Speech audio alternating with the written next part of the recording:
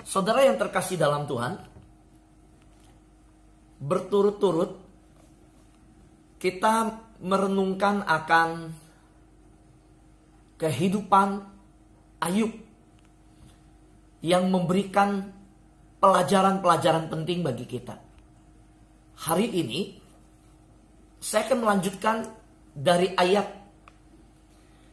10. Ayub pasal 2 ayat yang ke-10. Saya ambil dari terjemahan bahasa Inggris yang diterjemahkan bebas. Ayat ini berkata demikian.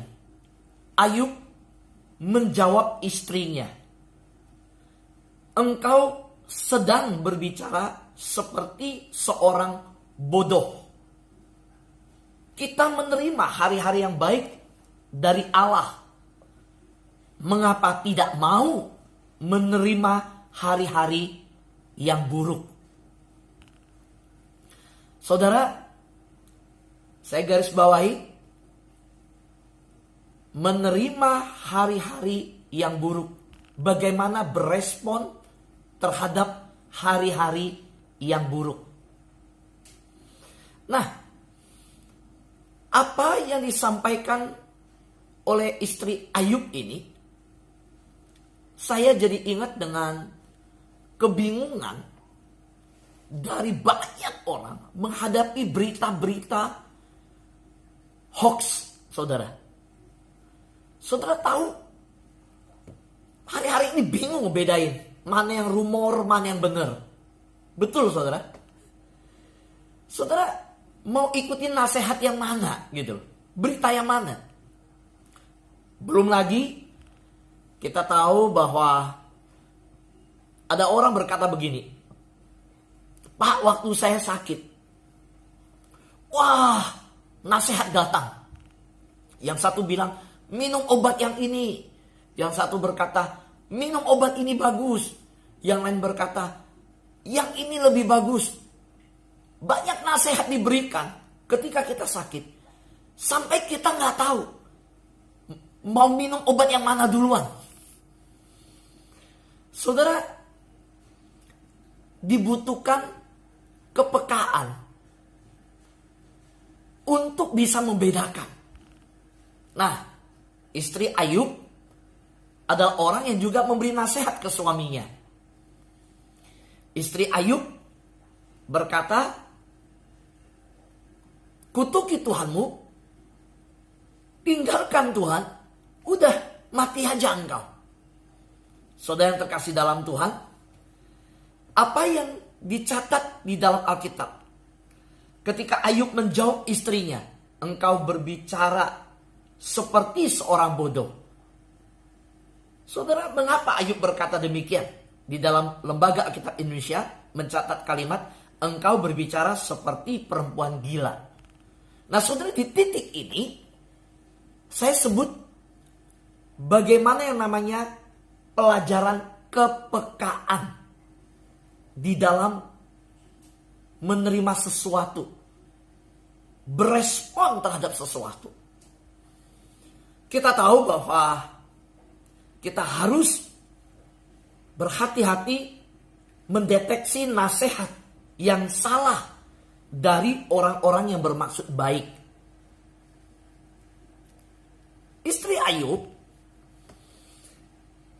tentu mengasihi Ayub, memberikan 10 anak kepada Ayub, membesarkan 10 anak untuk Ayub, menemani Ayub ketika anak-anaknya meninggal. Ketika Ayub jatuh dalam miskin, dia bersama-sama dengan Ayub. Dia ada bersama dengan Ayub dalam segala pergumulan. Tapi ingat, nasihat istri Ayub yang diberikan itu terlalu melenceng jauh. Ayub seolah-olah menjawab istrinya begini. Walaupun yang diucapkan oleh engkau istriku, aku tahu engkau mengasihi aku. Engkau mau yang terbaik terhadap aku.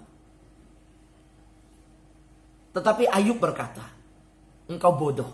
Artinya apa? Aku gak berani ikut sarannya kamu. Ayub seolah-olah berkata, saya tidak akan mengikuti nasihat kamu. Nasihatmu itu bodoh. Engkau seperti perempuan gila. Nasihatmu terlalu jauh dari yang Allah kehendaki dan tidak sesuai firman Tuhan. Saudara, perhatikan. Waktu Hawa makan buah itu, dia memperagakan di depan Adam dan memberikan kepada Adam. Saudara, itu tindakan yang melenceng jauh dari ketetapan Tuhan.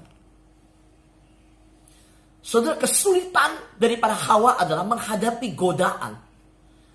Bagaimana mau menikmati yang baik, yang lebih baik, yang lebih enak, dan mau seperti Allah. Tetapi dia melenceng dari yang Tuhan mau. Maka lihat, kalimat Ayub adalah,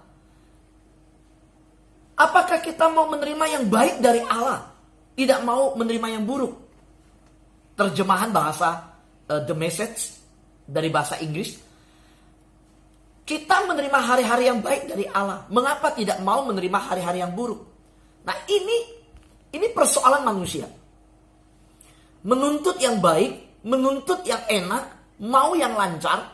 Ketika sesuatu kesulitan terjadi, ketika hari buruk yang terjadi, sulit untuk berespon yang baik. Nah, ini kita belajar hari ini, kita belajar bagaimana merespon ketika hari-hari yang buruk terjadi. Saudara, hari-hari ini di depan mata kita, saudara, saya catat, saya lihat ada sekitar hampir berapa ya? 13 kejadian bencana yang terjadi. Nah, bagaimana kita berespon di tengah kesulitan hari-hari yang buruk yang ada? Saya berharap kita bisa mengeluarkan sebuah pernyataan iman yang teguh seperti Ayub, bahwa kita menerima hari-hari yang baik dari Allah, mengapa tidak mau menerima hari-hari yang buruk? Nah, anak Tuhan gak berani tuh statement begini keluar. Ngeri, kalimat yang seperti itu rasanya ngeri, saudara. Tetapi sengeri apapun, saya mau berkata faktanya, fakta kehidupan, bahwa hari-hari dalam hidup kita gak selamanya baik. Betul gak, saudara? Sebab bahkan kita gak tahu hari esok yang akan terjadi. Saudara, bukan kejadian yang penting, tetapi respon kita terhadap kejadian itu yang menentukan. Betul, saudara? Bukan kejadian yang penting, respon kita. Nah, yuk kita lihat respon Ayub, istri Ayub. Udah, kutuki Tuhan, kamu mati aja, tinggalkan Tuhan. Seolah-olah bahasanya tinggalkan Tuhan. Hati-hati nih, saudara.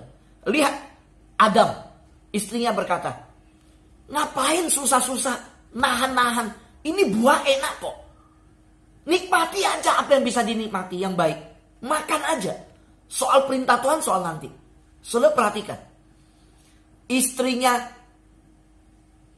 Esau, istrinya papanya Esau ya, mamanya Esau. Berarti Ishak punya istri. Bilang ke Ribka bilang ke Yakub, itu berkat loh. Begitu menginginkan berkat sampai apa yang dinamakan tidak boleh bohong, harus jujur, harus berintegritas, tetap menghormati daripada orang tua. Enggak, dia jadi mama, dia ajarin anaknya menipu suaminya. Nah, saudara lihat. Maka saudara lihat, waktu Yakub di masa akan meninggal, masa tuanya, dia memberkati anaknya Yusuf. Apa yang dia lakukan? Dia menyilangkan tangannya. Yusuf bilang, enggak papa, salah. Sebelah ini anak yang besar, yang ini anak yang nomor 2. Tangannya harus begini. Yakub bilang apa? Aku tahu. Sudah pengalaman itu. Yakub mengajarkan apa? Dulu Yusuf, papa ini bohongin kakekmu. Dulu papa ini merebut berkat. Papa berpikir Tuhan gak sanggup ngatur berkat. Dulu Yusuf, anakku, nenekmu Ribkah ngajarin papa, bohongin kakek. Seolah-olah Tuhan itu nggak ngerti dan bisa salah kasih berkat. Saudara, ketika Yakub menyilangkan tangannya, tidak pernah lagi tercatat di Alkitab orang kasih berkat tangan disilang. Gak pernah. Saudara cari di Alkitab mana ada? Gak ada. Saudara, Yakub menyilangkan tangannya, seolah-olah menebus masa lalunya yang salah dan mau menyatakan, kalau Tuhan mau kasih berkat, dia sumber berkat, itu urusan Tuhan. Urusan kita adalah taat dan tunduk sama Tuhan. Tetap integritas, tetap jujur di hadapan Tuhan. Amin, saudara. So, makanya kalau kita lihat bagaimana Ayub menyatakan, kok kita mau nerima yang baik saja dari Tuhan? Tuhan yang ngatur semua kok. Bagian kita berserah. Dia bilang ke istri, kamu seperti perempuan gila.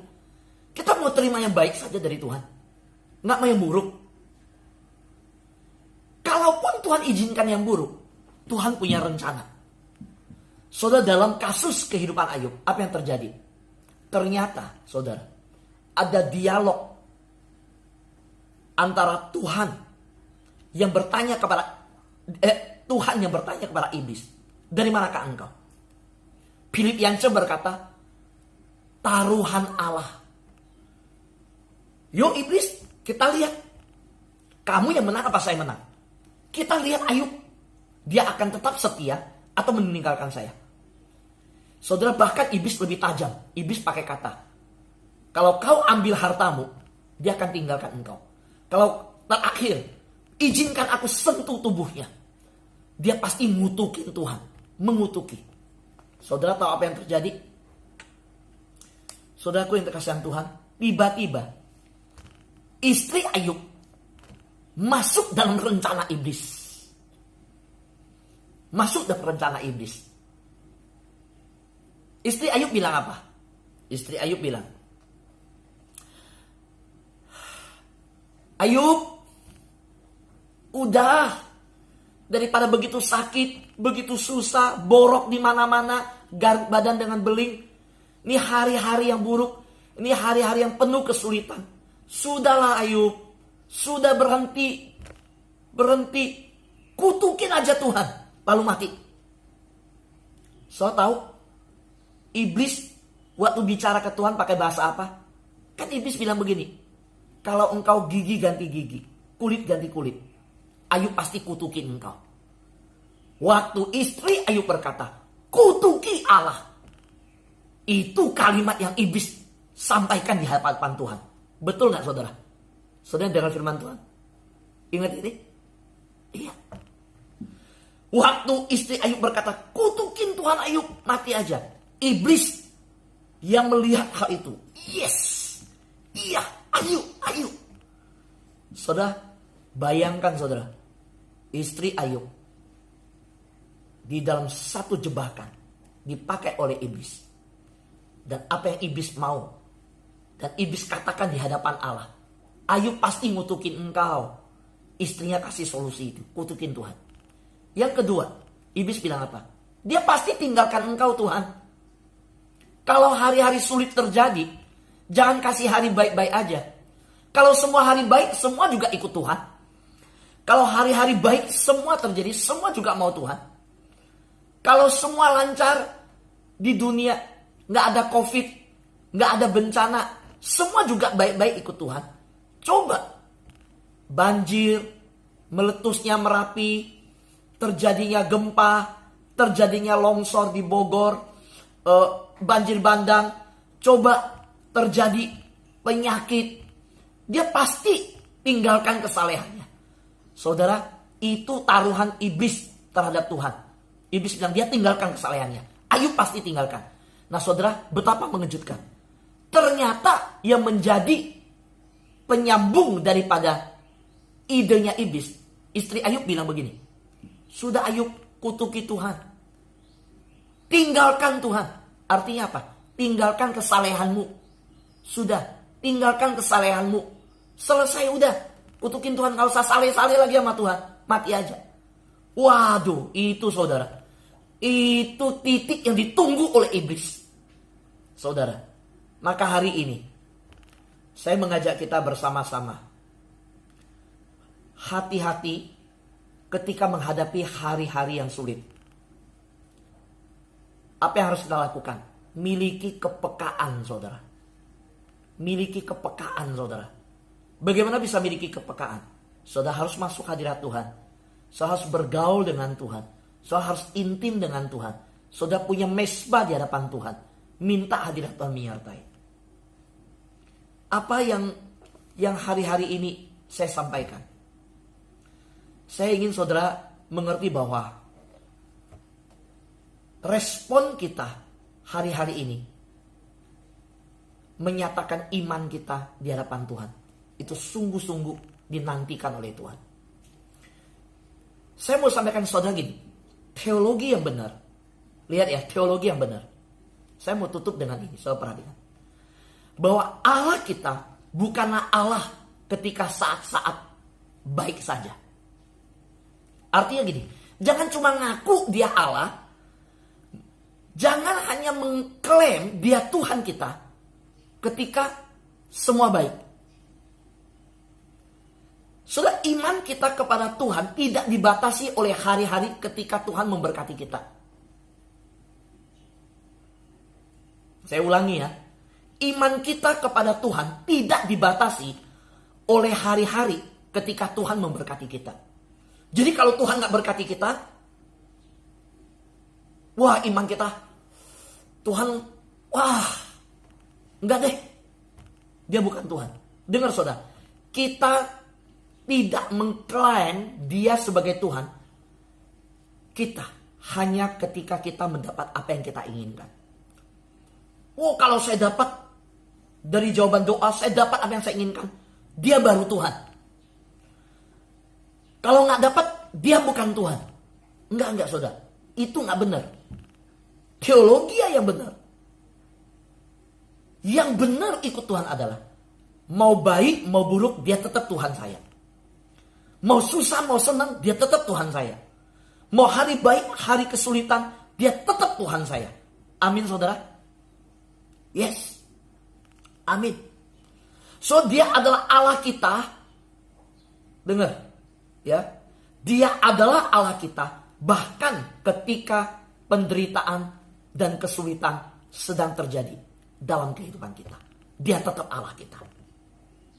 Amin saudara. Ingat Daniel dan kawan-kawan berkata apa? Sadrak, Mesak, Abednego, hendaklah Tuanku Raja tahu, sekalipun Tuhan yang kami sembah tidak mengeluarkan kami, menyelamatkan kami dari api yang panas itu, kami gak akan nyembah. Raja, kami gak akan nyembah dewamu, gak akan. Seolah-olah mereka bilang begini, kalaupun kami masuk perapian itu dan mati, Tuhan yang selamatin kami. Dia tetap Tuhan kami. Selesai raja.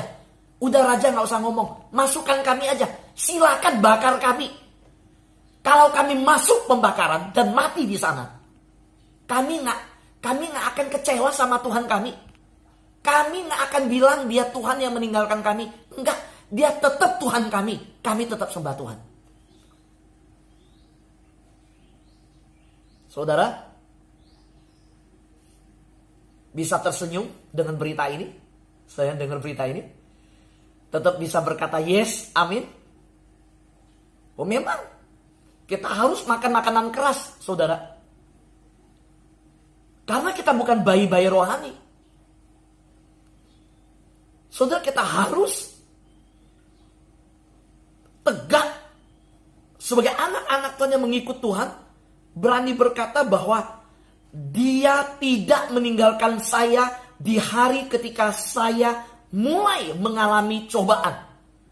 Tuhan tidak meninggalkan saya ketika hari pertama saya mengalami COVID. Tuhan tidak meninggalkan saya ketika hari pertama saya mengalami penderitaan. Tuhan tidak meninggalkan saya ketika hari pertama saya mengalami cobaan. Ketika toko saya tutup. Ketika bisnis saya diterpa masalah. ketika saya ada pergumulan. Tuhan tidak tinggalkan saya. Dia tetap Tuhan yang beserta saya. Jangan bilang, saya ngerasa deket Tuhan loh ketika hari-hari baik. Waktu hari-hari yang sulit, berat, kok Tuhan rasanya jauh. Enggak, saudara. Tuhan tetap dekat. Amin, saudara. Iya. Yuk, kita miliki iman, pengakuan yang sungguh-sungguh di hadapan Tuhan. Ketika mengalami hari-hari yang sulit, apa yang harus kita lakukan? Kita tetap mengakui Dia Tuhan yang berdaulat dan mengendalikan segala-galanya. Ingat, saudara? Saudara lihat jari saya, perhatikan. Ketika masalah datang, ya, ketika masalah datang, ini Tuhan, ini kita, ini masalah. Masalah mendorong kita lebih mendekat kepada Tuhan. Itu bukan masalah. Tetapi kalau ini Tuhan, ini masalah, ini kita, masalah di tengah-tengah antara kita dan Tuhan membuat kita makin jauh, itu baru masalah. Jadi saudara, kalau ada masalah, ada kesulitan, perhatikan, kalau kesulitan, pergumulan masalah itu membuat kita makin dekat dengan Tuhan, nggak jadi masalah. Nggak jadi masalah. Tetapi kalau persoalan, pergumulan, kesulitan hidup makin kita buat kita jauh dari Tuhan, itu saya namakan baru masalah besar. Hari ini, saudara pilih apa? Di sekitar kita banyak berita dengan berbagai kesulitan hidup yang sedang terjadi. Doa saya adalah kita makin dekat sama Tuhan. Semakin terjadi ujian, makin pencobaan, makin diproses, makin doa fajar, makin cari Tuhan, makin mendekat sama Tuhan. Jangan jauh dari Tuhan. Ketika kita jauh dari Tuhan, itu masalah yang paling besar. Amin. Tuhan berkati kita semua.